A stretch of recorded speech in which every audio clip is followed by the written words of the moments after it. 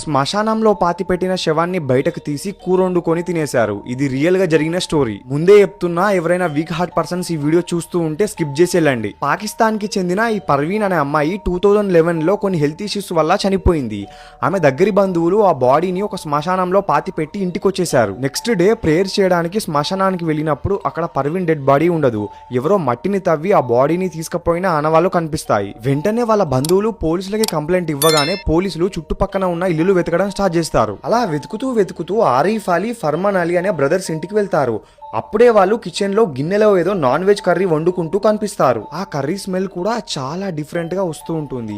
పోలీసులకి డౌట్ వచ్చి ఇల్లంతా చెక్ చేస్తే ఒక మంచం కింద పర్వీన్ బాడీ పార్ట్స్ కనిపిస్తాయి. ఇక్కడ మైండ్ మింగే సీన్ ఏంటంటే, తనవి కొన్ని బాడీ పార్ట్స్ మిస్ అయిపోయి ఉంటాయి.